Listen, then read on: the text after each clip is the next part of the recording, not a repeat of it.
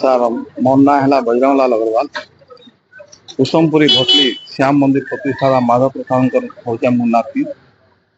ଆମେ ବରଗଡ଼ ଜିଲ୍ଲା ବରଗଡ଼ କୁସୁମପୁରୀ ଭଟଲି ପୁରା ଭାରତ ବର୍ଷରେ ଦ୍ୱିତୀୟ ଶ୍ୟାମ ମନ୍ଦିର ନାଁରେ ପ୍ରସିଦ୍ଧ। ସେଇ ଶ୍ୟାମ ମନ୍ଦିରରେ ଦୁଃଖର ବିଷୟ ଯେ 2002ରୁ ଗୋଟେ କମିଟି ଆଜି 24 ବର୍ଷ ହେଲାନି ଅଛି। ସେ କମିଟି ଚେଞ୍ଜ ହେଇନି। 2023ରୁ ସେ କମିଟିର କାର୍ଯ୍ୟକାଳ ସରିଯାଇଥିଲା ପରେ ବି ଏଣ୍ଡୋମେଣ୍ଟ କମିଶନର ଭୁବନେଶ୍ୱରରୁ ଚିଠି ବି ଆସିଛି ଯେ 2023ରେ ତାର କାର୍ଯ୍ୟକାଳ ସରିଯାଇଛି। ନୂଆ ଟ୍ରଷ୍ଟ ବୋର୍ଡ ପାଇଁ ଆମର ଏଠୁ ଅତିରିକ୍ତ ଦେବୋତ୍ତର କମିଶନର ରେକମେଣ୍ଡ କରି ପଠେଇବା କଥା।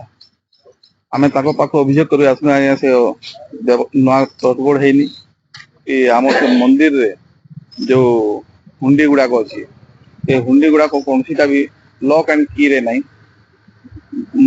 ମନ୍ଦିର ଯୋଉ ରସିଦ ଅଛି ସବୁ ରସିଦରେ ଲକ୍ଷ ଲକ୍ଷ ଟଙ୍କା ଆମେ ତାଙ୍କ ପ୍ରମାଣ ଦେଇଛୁ। ଲକ୍ଷ ଲକ୍ଷ ଟଙ୍କା ଡୋନେସନ ଚାନ୍ଦା ନିଆ ହଉଛି। ବିନା ରସିଦରେ ବି ରସିଦ ଚାନ୍ଦା ଟଙ୍କା ଆତ୍ମସାତ ହେବା ପୁରା ପ୍ରମାଣ ବି ଅଛି। ନିଶା ପ୍ରଦର୍ଶନ ବୋଲିକିରି ଆମ ଆଗରୁ ଥିବା ଦେବୋତ୍ତର କମିଶନର ରିପୋର୍ଟ ବି ଦେଇଛନ୍ତି। ତାପରେ ମନ୍ଦିର ପ୍ରତିଷ୍ଠାତା ଯିଏ ଥିଲେ ମାଧବ ପ୍ରସାଦ, ତାଙ୍କ ଧର୍ମପତ୍ନୀ ଫୁଲବାଇଙ୍କର ଗୋଟେ ମୂର୍ତ୍ତି ଥିଲା ମନ୍ଦିର ବସା ହେଇଥିଲା ଆଉ ତାଙ୍କ ମାଧବ ବାବାଙ୍କର ସେଠି ଗୋଟେ ମୂର୍ତ୍ତି ବି ଫିଙ୍କି ଦେଇଥିଲେ ମାନେ ରାତି ଅଧିଆ। ମାଧବ ବାବା ରହୁଥିବା ଗୋଟେ ମିନିଟେ ସାର୍ ମାଧବ ବାବାଙ୍କ ସ୍ମୃତି ଘରକୁ ବି ଭାଙ୍ଗି ଦେଇଛନ୍।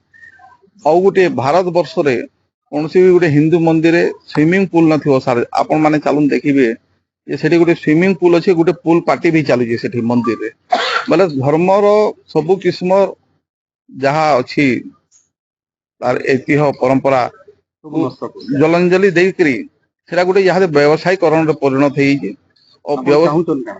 ସେ କମିଟିଟାକୁ ଡିଜଲ୍ଭ କରିକିରି ନୂଆ କମିଟି ହଉ ପ୍ଲସ ୟାର ଯୋଉ ଆଗରୁ ଯୋଉ କୋଟି କୋଟି ଟଙ୍କା ହେରଫେର ହେଇଛି ତାର ଅଡିଟ ହେଇକିରି ତଦନ୍ତ ହଉ। ଆଉ ଆଜି ବି ଯୋଉ ହୁଣ୍ଡି ଅଛି ଆଉ ରସିଦ ବହି ଗୁଡାକ ସେଟା ଗଭର୍ଣ୍ଣମେଣ୍ଟ ତରଫରୁ ସେଟାକି ସବୁ ସିଲ୍ କରିକିରି ରଖନ୍ତୁ। ଗଭର୍ଣ୍ଣମେଣ୍ଟ ତରଫରୁ ଗଭର୍ଣ୍ଣମେଣ୍ଟ ଅଫିସର ହିଁ ସେଥିରେ କମିଟିର ଇନଚାର୍ଜରେ ରହନ୍ତୁ ତ ଏବେ କୌଣସି ପବ୍ଲିକ କୁ ଆମେ କହୁନି ଆମେ ସେ ଟ୍ରଷ୍ଟରେ ରହିବୁ କି ଆଉ କାହାକୁ ରଖିବୁ। ସରକାରୀ ଅଧିକାରୀ ରହିକିରି ସେଟାକୁ ପରିଚାଳନା କରୁ ଆଉ ମନ୍ଦିରର ପରମ୍ପରା ମନ୍ଦିରର ଐତିହ୍ୟକୁ ବଞ୍ଚିବେ। ଏଇଟା ହିଁ ଆପଣ ମାନଙ୍କ ଠାନେ ଆମର ବାର୍ତ୍ତା।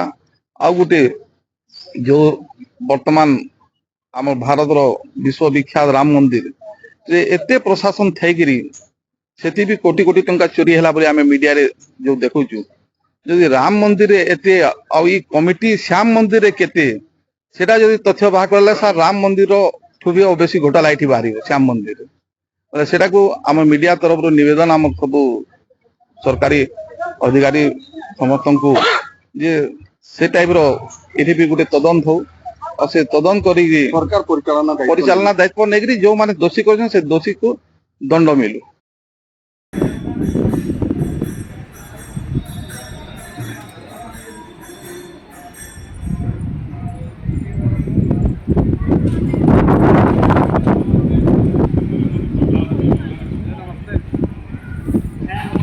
भैया